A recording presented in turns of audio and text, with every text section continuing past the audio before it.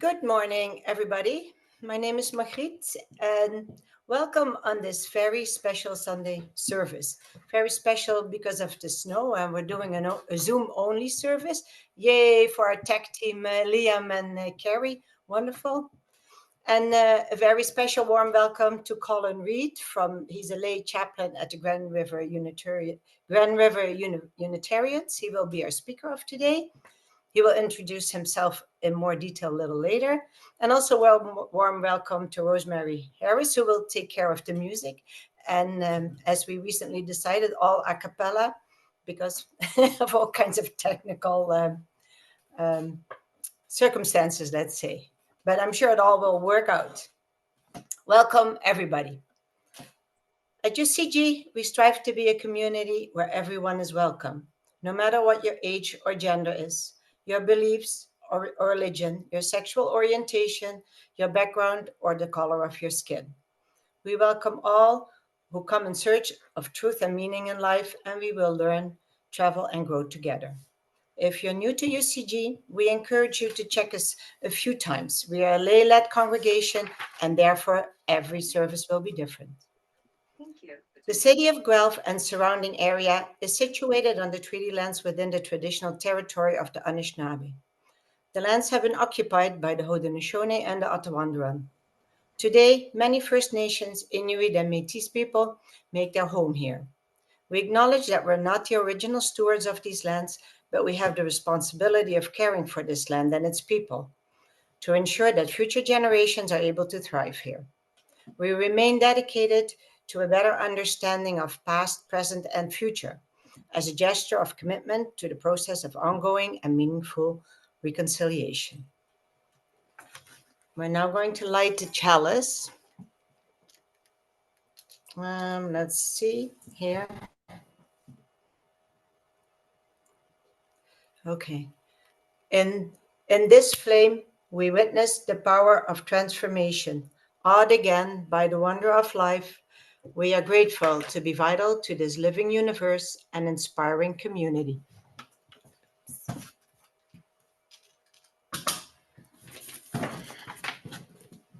And now it's my great pleasure and honor to hand the microphone over to Colin Reed.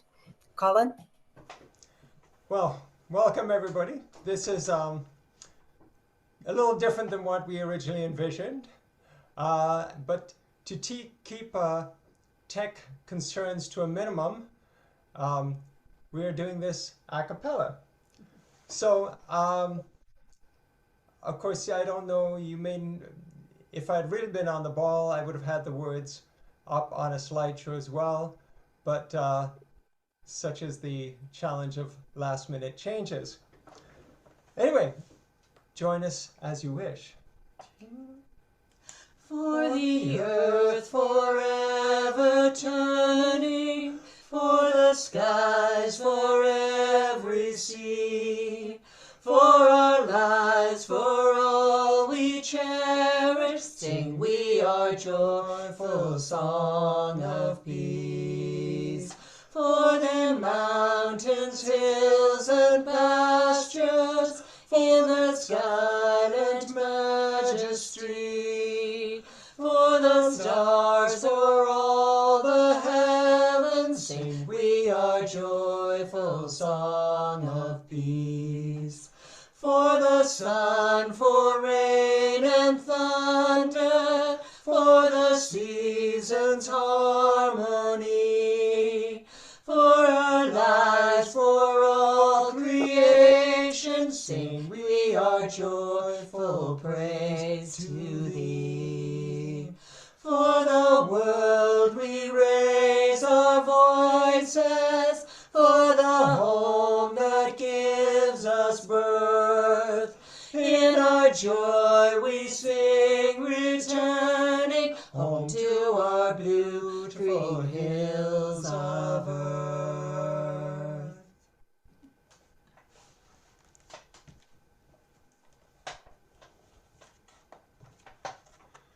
Now, I suspect we don't actually have any youth or children, but this is a story that it ties into what I'm going to be talking about. And I just think it's a wonderful story. So sit back for children or people of all ages. We will begin. In the middle of the sea there was an island, and on this island lived Milo and the other cliff mice. They loved their island. It provided them with food and shelter and protection from the rough storms that pounded waves against the cliffs. Click. During the summer, Milo and his friends worked hard gathering food. Sometimes they would take a break from their work and skip flat stones out over the sea. In the evenings, the mice would stretch out on the cliffs that had been warmed by the sun, and they watched the stars in the night sky. If it was warm enough, they would spend the entire night outside, telling stories and enjoying the mild summer air. But when the first winter storms arrived, the mice would spend most of the time huddled in their dark, damp caves, dreaming of light and warmth. After one of these storms, Milo crept out of his cave looking for food. He poked his nose curiously into every crevice. Then, in a particularly deep crevice, he saw something extraordinary. A strange glowing stone. Using a long stick, he carefully pried it out and carried it back to his cave. Milo was amazed to see that the darker it got, the more brightly the stone glowed. And not only did it produce light, it also gave off a comforting warmth. Happily, Milo curled up in the corner of his cave with his treasure. But he was not alone for long, because a bright light soon attracted the other mice. Everybody wanted a stone of his own, and they asked Milo to show them where he had found it. But just as they were about to set off, wise Balthazar stood up and spoke. "Don't forget," he said, "the stones belong to the island. If you take something from the island, you must give something in return." And now the story splits. The first ending is the sad ending. Click. Only Milo heeded Balthazar's warning. He immediately began thinking about what gift could he give to the island. But the other mice hurried off to find the glowing stones. They squeezed into the tunnel and started digging wildly. Using sharp rocks, they chipped away at the walls of the tunnel. They tossed the smallest stones aside. They wanted only the biggest ones. Then the mice dragged the glowing stones into their caves. They grew greedy and jealous and spent so much time worrying about who had the most stones that they couldn't even enjoy the comfort that the stones brought them. Milo watched his friends sadly. He worried about what Balthazar had said and wondered what would happen. He sighed. There was nothing he could do but get back to work on the gift that he had thought of to give to the island. Soon the mice decided they need more of the magical stones. They crept back into the tunnel and they dug day and night, piling the magical stones in and around their caves until the whole island glowed. They boasted about their stones and argued about who had the most, the biggest, and the brightest. The mice were consumed with greed, and as they dug deeper and deeper, the walls of the mountain got thinner and thinner. Before long, the mountain was hollowed out completely. Then suddenly, with a tremendous roar, the mountain collapsed. Giant boulders fell, burying the tunnels in a heap of rubble. Waves pounded against the shore, flooding most of the island. Only one cave was left. Milo and Balthazar crouched inside, trembling in a corner. "The stones could have brought such happiness," said Balthazar quietly. As he spoke, Milo went back to work, carving a stone to give to the island in thanks of the magical gift. However, there's another ending. Balthazar is right, said Milo. But what could Milo give to the island? He thought about it for many days, until at last he had an idea. He went down to the shore where the sea washed up all kinds of stones, and looked for one that was about the same size as the one he had taken. Click. He sat down and started chipping away at the stone. Curious, the other mice gathered round. Milo worked for hours until he had carved a beautiful sun into the stone. Then Milo led his friends into the hidden crevice in the mountain and put his carved stone in the place where he had found his glowing stone. The other mice began digging. Directly below the crevice, they found a tunnel that ran deep into the mountain. The further into the mountain they went, the more glowing stones they found. Each mouse took one and carefully carried it home. Then, like Milo, they found ordinary stones along the shore and started to decorate them. Some mice carved, etched, or drew on the stones. Others wrapped them or decorated them with flowers, leaves, and roots. They created beautiful works of art, then carried them deep into the mountain and placed their gifts where they'd found the glowing stones. From then on, the windy winter weather did not bother the mice, who snuggled happily in their bright, warm caves. Often they got together and told stories, just like they did in the summertime. These gatherings made the long, cold nights seem shorter and winter less damp and dark. Every year the mice celebrated the beginning of winter. They met in Balthazar's cave and danced and sang. When it got dark, they took the magical stones on a parade along the cliffs as a special tribute to their beloved island.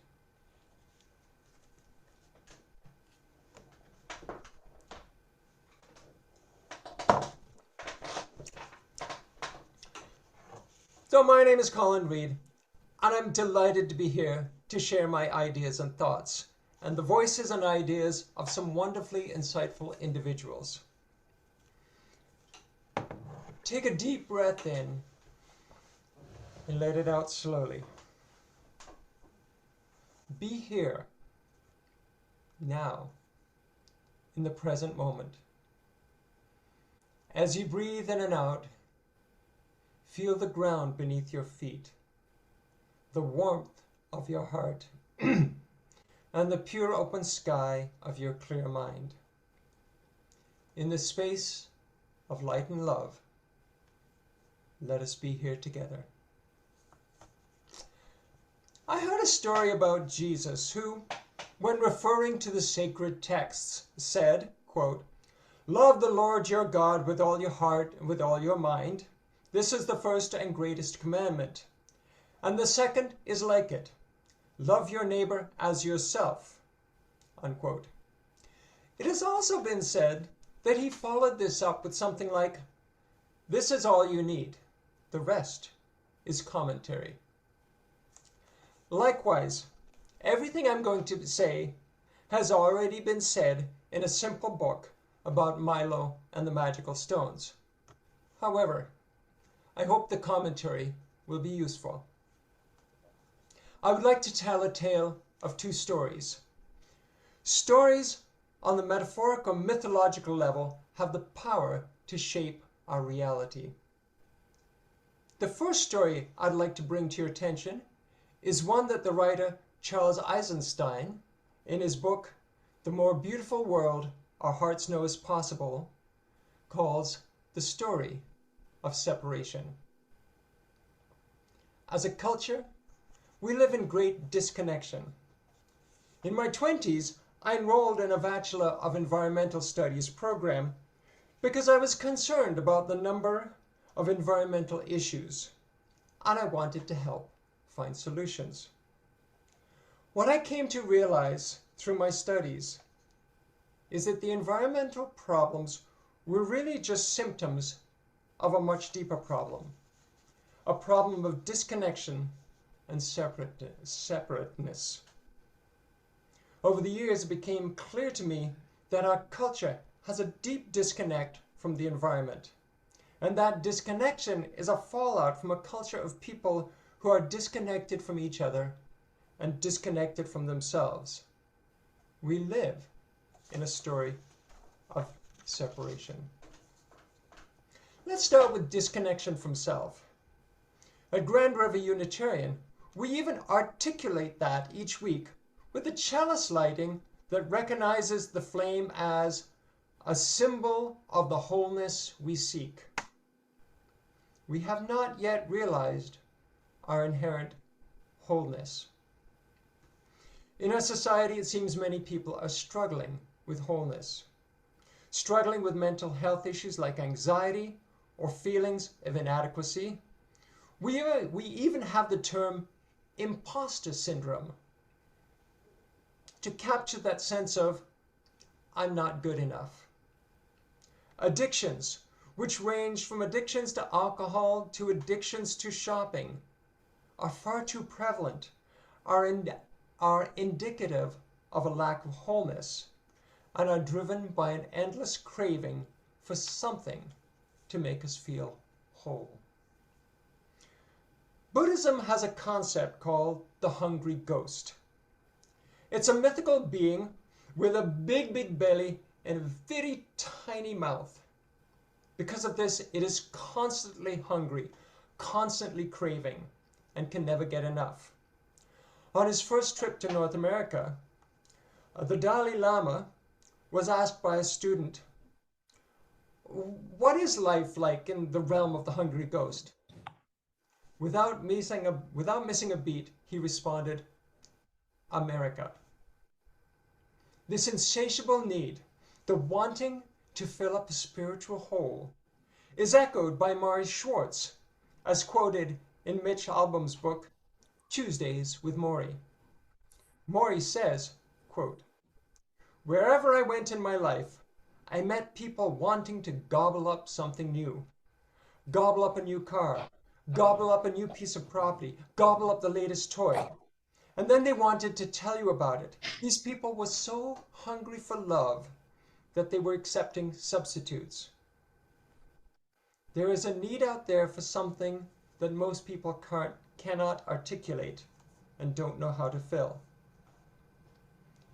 As a culture, we're also very disconnected from each other. With few exceptions, people used to live in community where they knew their neighbors and were intimately connected by the very nature of needing to rely on each other to survive. Nowadays, many people don't know their neighbors. Stories of someone having died without anybody noticing until days later are common. And one of these deaths was in an office cubicle where nobody noticed for 3 days. Our technology, our always busy work ethic, and extreme mobility all create a barrier to the regular interactions that develop a strong sense of community. Even surface connections like the brief little chit-chat with the cashier of a local grocery store is being diminished as online shopping and self-checkout lanes take away even those minute opportunities for connection. Jack Kornfield, a highly respected Buddhist teacher, writes, quote, "We must look at how we have created and enforced separation. How have we made this a world of, I want this, I want to become bad, this will make me safe, this will make me powerful. Race, nationality, age, and religion all enforce separation. Look into yourself and see what is us and what is them for you. When there is a sense of us, then there is a sense of other. When we can give this up, then we can give up the idea that strength comes from having more than others or from having the power to kill others. When we give this up, we give up the stereotype of love as weakness." Unquote. this othering, the labeling of a group of people as different, and the adoption of an us and them mentality shows up in the divided politics, social groups, ethnic groups, and racial groups around the world. The logical outcome of this othering is the breaking down of society into tribal groups, each ready to pick up weapons to defend their tribe from the outsiders.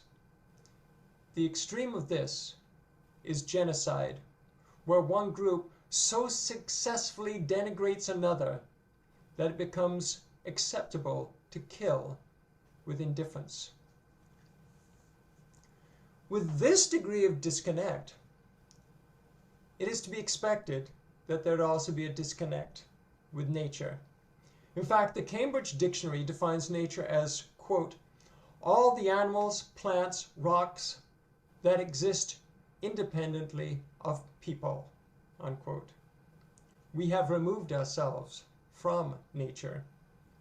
Our reductionist and mechanistic view of nature and human relationships tends to see everything for its economic value only. This viewing of all our interaction through the lens of economic efficiency has created a consumer-driven mindset where individual gain and glory is the goal. We have monetized the commons of the current and future generations. We monetize the natural world. We monetize relationships. We monetize our service to each other.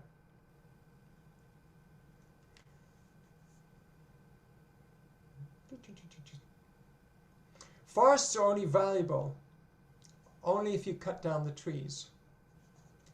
Charles writes, quote, when money is the goal, everything that cannot be translated into its terms gets squeezed out, unquote. Nature is seen as something to be conquered, a series of useful resources that we can harvest at will. Letting economics determine the value of something leads to a breakdown of the whole into its parts, and we lose the role of biodiversity and the interactions that create healthy, resilient ecosystems.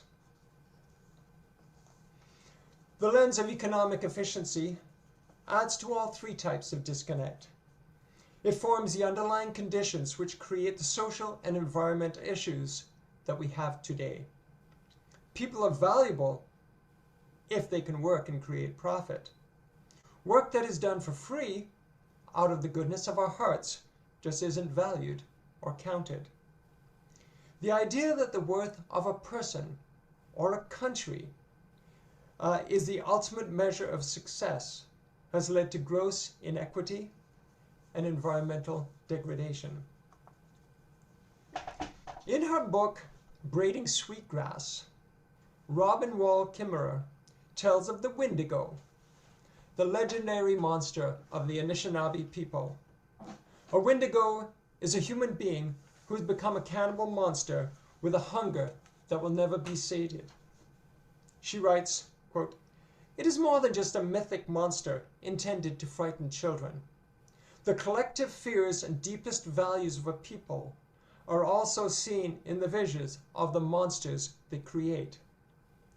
Born of our fears and failings, Wendigo is the name for that within us, which cares more for its own survival than for anything else. I reference this because Robin goes on to say, on a grander scale too, we seem to be living in the era of Wendigo economics, of fabricated demand and compulsive overconsumption. What native people once sought to rein in, we have now been asked to unleash in a systematic policy of sanctioned greed. The fear for me is far greater than just acknowledging the Wendigo within. The fear for me is that the world has been turned inside out, the dark side made to seem light. Indulgent self-interest that our people once held to be monstrous is now celebrated as success.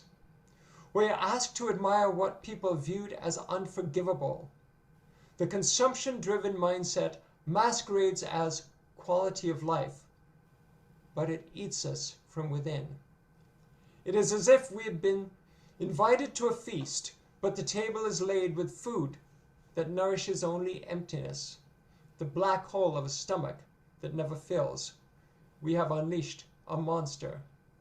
Unquote. Charles Eisenstein writes, "The essence of the story of separation is the separate self in the world of other." He goes on to illustrate how these underlying factors create a deep separation. He writes, quote, "Few of us would personally rob a hungry 3-year-old of his last crust, or abduct his mother at gunpoint to go work in a textile factory. But simply through our consumption habits and our participation in the global economy, we do the equivalent every day." Unquote. He argues that because of our distance from dying forests or hungry children, we do not know the source of our pain, but that doesn't mean we don't feel it. I would like to add, I think it's a fair hypothesis. That is a spam. Fair hypothesis that much of the stress of modern life comes from a dim awareness that something isn't right and that we are part of the problem. So, in exploring this story of separation, we need to acknowledge the areas where, as a society, we have become disconnected. Neighborhoods where people don't know their neighbors. Separation, or in some cases segregation, between rich and poor. Self-checkout stations where even the shallow interactions of a smile and "have a nice day" no longer occur. The same conditions that have given us an incredible level of individual freedom have created deep chasms in our sense of community. The mentality that accepts exploitation of resources and the exploitation of humans as acceptable because it generates more profit and makes us richer is counterproductive to the health of the planet and our own mental well-being. What we, in our modern culture, have created is the path to the first ending to the story of Milo. The question remains, is how can we rewrite the ending of that story that we are currently in? We can rewrite this story of separation. We can deepen a path to connection. When we hold each other in intention, our relationships and bonds strengthen, and we move from separation to greater compassion and connection. When we share the emotional highs and lows of our life, we open a space for others to celebrate with us or to connect with us in compassion. If we were meeting in person, I would know exactly what to do right now to start this process. However, I'll turn it over to Marguerite to lead this section.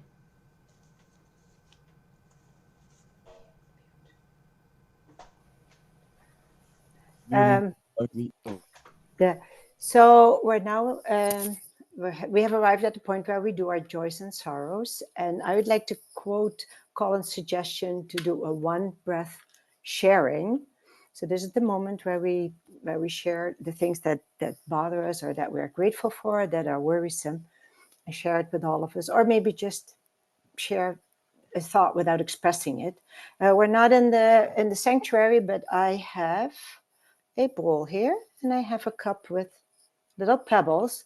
So if Liam can highlight whoever wants to share a joy or a sorrow, I will put a Looks like you're muted again. yeah, I don't know what happened there. Where was I? Liam, if you can highlight whoever wants to share a joy or a sorrow, I will put a pebble in the bowl, and we all can put our right hand on our heart and say, we hear you, to acknowledge that. Would that work? For sure. And Liam, don't forget to pause the recording. I'm just about to. Way. that we can begin to overcome this story of separation is through love. Deep love, a love that encompasses all life. Poet Victoria Erickson writes, quote, "Spend your hours being love, breathing it in and out, sitting beside trees and animals and good people, being love. Not looking for it or desiring it, but being, beaming, radiating, loving the world."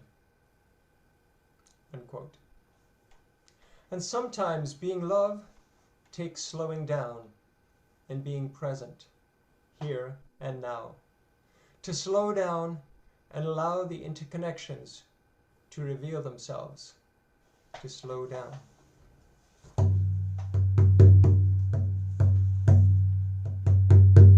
Slow down, child, slow down. Slow down and listen to the wind.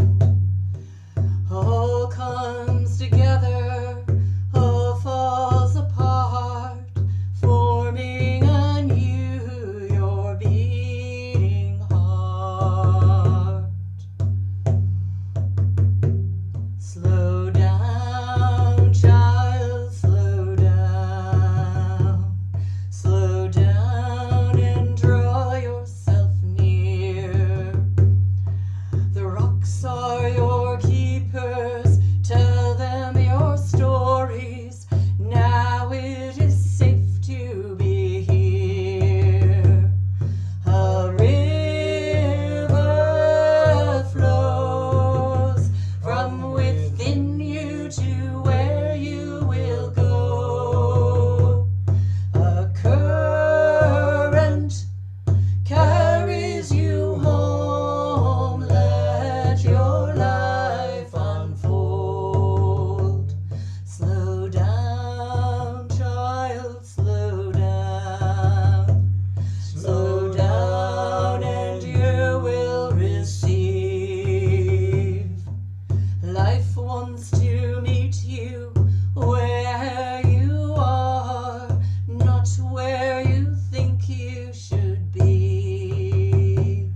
A river flows from within you to where you will go. The current carries you home. Let your life unfold. Slow down, child, slow down. Slow down and you will be shown the love that was always lifting you up. You are never alone. A river flows from within you to where you will go.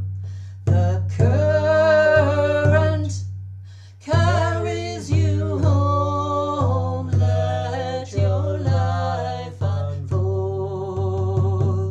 Slow down, child, slow down. Child, Slow down, child, slow down, child, slow down, child, slow down. child. Slow down, child, slow down.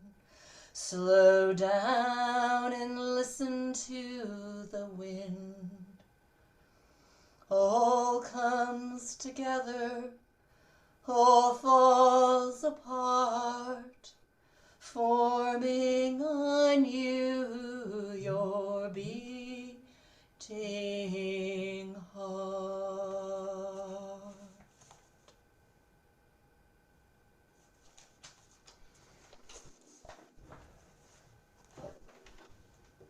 Well, this could be a depressing service except for one thing. The story of Milo has a second ending. In his book, The More Beautiful Worlds Our Hearts Know Is Possible, Charles Eisenstein also introduces the story of interbeing. Interbeing is a term that was coined by Thich Nhat Hanh that is catching on in many Western circles. Very basically, this doctrine teaches that no phenomena has independent existence. Whatever is comes into existence because of factors and conditions created by other phenomena. When factors and conditions no longer support that existence, then the thing ceases to exist. The Buddha said, quote, "When this is, that is. From the arising of this comes the arising of that. When this isn't, then that isn't. From the cessation of this comes the cessation of that." Charles writes, quote, "The fundamental precept of the new story is that we are inseparate from the universe, and our being partakes in the being of everyone and everything else."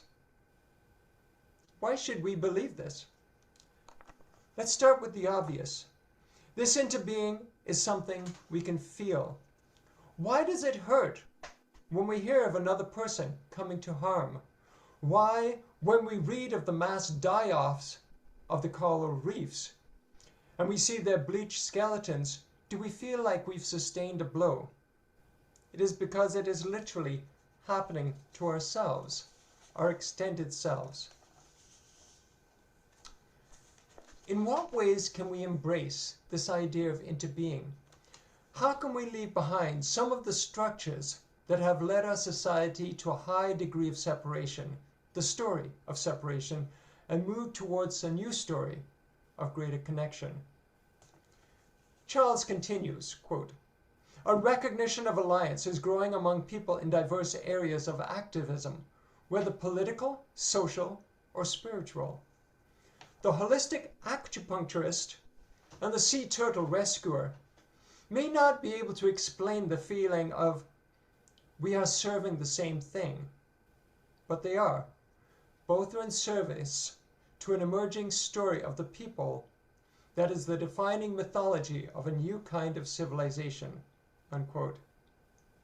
He says, "I will call it the story of interbeing. It offers an entirely different set of answers to the defining questions of life. Here are some of the principles of the new story. That my being partakes of your being and that of all beings. This goes beyond interdependency. Our very existence is relational. That therefore what we do to ourselves or to one another, we do to ourselves. And that we are fundamentally unseparate from each other, from all beings, and from the universe." Whether taken literally, that we are unseparate from each other, or taken metaphorically, what would society look like if this were an attitude held by everyone? It would, in my opinion, take, quote, "affirm and promote respect for the independent web of all existence." Take that up to a whole new level. Mitch Albom's book, quoted before, Maury is quoted as saying, quote, "In the beginning of life, when we are infants, we need others to survive, right? At the end of the life, when you get like me, you need others to survive, right? But here's the secret. In between, we need others as well." The idea of interconnection is embedded in other cultures. In his book on restorative justice, Howard Zehr writes, quote, "In the Hebrew scriptures, this is embedded in the concept of shalom, the vision of living in a sense of all rightness, with each other, with the Creator, and with the environment. Many cultures have a word that represents this notion of of centrality of relationships. For the Maori, it is communicated by wakapapa. For the Navajo, hozo. For many Africans, there's the Bantu word ubuntu. Although the specific meanings of these words vary, they communicate a similar message. All things are connected to each other in a web of relationships. Indigenous culture often finds profound teachings in nature. We can learn something about interbeing from nature. Who would have thought that lichen can teach us an important lesson? Algae and fungus can live in symbiosis to form lichens. Together they can survive some of the harshest conditions on Earth. In her book, Braiding Sweetgrass, Robin Wall Kimmerer documents an attempt by researchers to understand the factors that lead to this relationship and creates lichen. They put the fungus and the algae together in the lab and provided ideal conditions for both. Nothing happened. Both species ignored each other and went on living separate lives. The researchers were puzzled and started to tinker with the habitat. Only when they created a harsh and stressful environment did the two species come together and cooperate. Robin writes, "When times are easy and there's plenty to go around, individual species can go it alone. But when conditions are harsh and life is tenuous, it takes a team swarm to reciprocity to keep life going forward. In a world of scarcity, interconnection and mutual aid become critical for survival. So say the lichens." Are we not the same? How many examples have you witnessed or heard of where a disaster brings people together as a community? When the chips are down, we humans know what to do. We instinctively know how to interbe. The stories that tell of the movement from separation to interbeing have been around for a long time. I keep finding more examples, cropping up from different sources, from teachings in Buddhism, Anishinaabe, Christianity, even Milo and the magical stones. And most recently, in the latest edition of the Good Work News from the Working Center in Kitchener. Joe Mancini writes, quote, "Part of the rebuilding process is moving towards embracing the gaze of compassion, the practice of feeling the beautiful interconnections of trees, animals, soil, and humans. We are all in this together. It takes community to open our hearts, to be the change we want to see." Charles also calls the story of interbeing a new and ancient story, for there's much wisdom in the past that we can draw on. These stories are all signposts pointing to a path, a way out of the maze of separation. Our seventh principle calls us to affirm and promote respect for the interdependence of existence of which we are all a part. Is that not a call for interbeing? We are at a crossroads in the middle of Milo's book, and we need to decide which story is true, separation or interbeing. Our current way of thinking cannot take us there. There is no way to scientifically prove the validity of either path. Charles writes, "Absent any conclusive evidence, you will need to decide on some other basis, such as which story is most aligned with who you truly are and who you truly want to be. Which story gives you the most joy?" The Dalai Lama says, My religion is loving kindness, and he calls for revolution. Not a political revolution or a social revolution, but a spiritual revolution. A revolution based on love. If we can truly love one another, and not just our family and friends, but find unconditional love for all humanity, if we can truly affirm and promote the inherent worth and dignity of every person, if we can, as Victoria Erickson says, spend our hours being love, if we can tap into that well of undying love, then maybe, just maybe, love will guide us into a story of interbeing.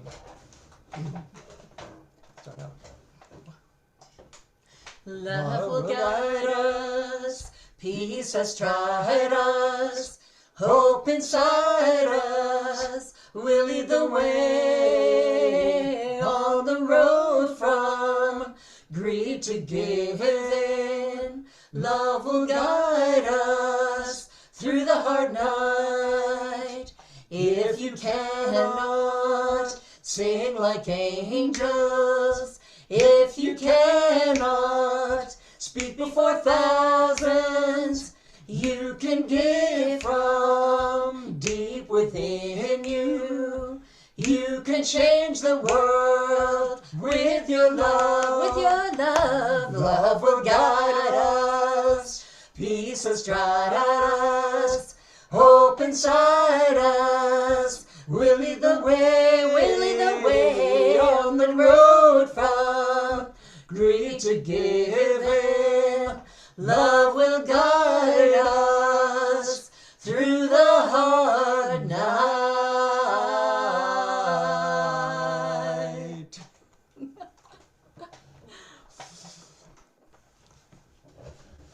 Just our presence here is another step on the path towards interbeing. The writings of many different people, some of whom I've quoted today, have convinced me that there is hope for the future. They point to a path, an opening in the thorny woods of current culture that leads to somewhere better. I don't know if humanity will take that path, but we can. Like Milo and his fellow mice, we do have an option. The question is, which will we choose? It is my hope that you find inspiration that lifts the clouds of despair that are so easily justifiable in today's world, and join the many who are taking steps into a new story. Steps that I truly believe can take us to that more beautiful world our hearts knew was possible. Thank you for having me here.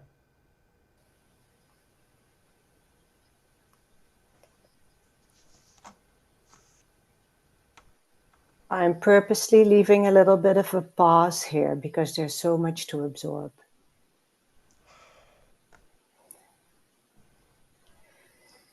Thank you so much, Colin, for your very inspiring and beautiful words. They actually tied in very nicely with some of our very recent services, but it's for sure a lot of stuff for us to think about, to ponder about, to talk about. And yeah, it was very inspirational. Thank you so much. And thank you so much, Rosemary, for your contribution as well. That was lovely. And thanks for being flexible and for pivoting at the last moment. Thank you, Colin. Thank you, Colin. Thank you, Liam and Carrie, for equally being flexible and pulling this all off. I'm going to extinguish the chalice if keep mixing Colin and Liam up.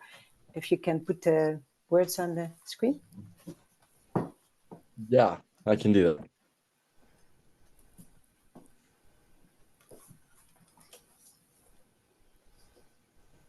We gathered. Are you there? Okay. It's actually, I don't have it up, so. It's okay. I'll say the words. We gathered to light this chalice. We part the flame lit within us. a very inspired community.